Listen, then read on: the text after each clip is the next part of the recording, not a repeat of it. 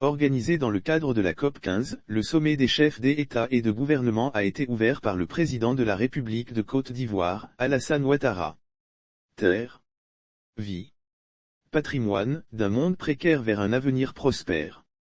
C'est le thème de la 15e conférence des parties à la Convention des Nations Unies sur la lutte contre la désertification ou COP 15 qui réunit en terre ivoirienne plusieurs chefs d'État et de gouvernement. Action contre la désertification ouvrant ce lundi 9 mai 2022, les travaux du sommet des chefs d'État et de gouvernement qui se tiennent dans le cadre de la COP 15, le président de la République de Côte d'Ivoire, Alassane Ouattara a lancé un message en vue de la lutte contre la désertification. La désertification et la sécheresse sont source de migrations et de conflits intercommunautaires, en raison de la compétition autour des ressources naturelles en constante diminution. Dans ces conditions, il est essentiel d'adopter des politiques qui soutiennent la résilience des populations, notamment les plus vulnérables. Il est également essentiel d'accélérer la mise en œuvre des décisions majeures de l'accord de Paris sur le climat. À cet égard, je voudrais réitérer mon appel aux pays développés à réduire davantage leurs émissions de gaz à effet de serre, et à tenir l'engagement de mobiliser 100 milliards de dollars US, soit 50 000 milliards FCFA par an, afin d'aider les pays en développement à réussir leur adaptation au changement climatique et leur transition énergétique, a plaidé le président ivoirien. Lire aussi COP 15, Abidjan à la recherche d'une stratégie mondiale contre la désertification. Alassane Ouattara a souhaité que le sommet des chefs d'État et de gouvernement soit celui de l'espoir, de la mobilisation collective des États et des partenaires au développement, en faveur des initiatives de restauration des terres et de reconstitution du patrimoine forestier des pays. Nous devons utiliser toutes les ressources de nos conventions pour répondre aux besoins alimentaires et faire face au stress hydrique, toujours croissant, d'une population mondiale en constante augmentation, qui atteindra 9,7 milliards d'individus, en 2050.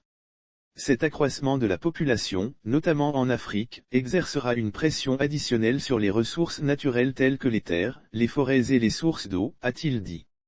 Le Fonds monétaire international, FMI, a mis en place le Fonds fiduciaire pour la résilience et la durabilité, en vue d'aider les pays vulnérables. Alassane Ouattara a félicité le Fonds monétaire international, FMI, pour la mise en place du Fonds fiduciaire pour la résilience et la durabilité, en vue d'aider les pays vulnérables à faire face aux défis structurels qui présentent des risques macroéconomiques, tels que les changements climatiques et les pandémies.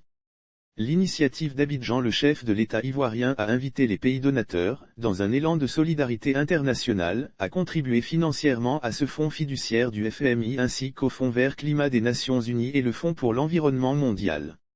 Les pays donateurs invités à participer à l'élan de solidarité internationale, à contribuer financièrement au Fonds fiduciaire du FMI ainsi qu'au Fonds vert climat des Nations Unies et le Fonds pour l'environnement mondial en réponse aux défis de la sécheresse et de la restauration des terres. Alassane Ouattara a informé que la Côte d'Ivoire a élaboré un important programme, dénommé « l'Initiative d'Abidjan » ou « Abidjan Legacy Programme ».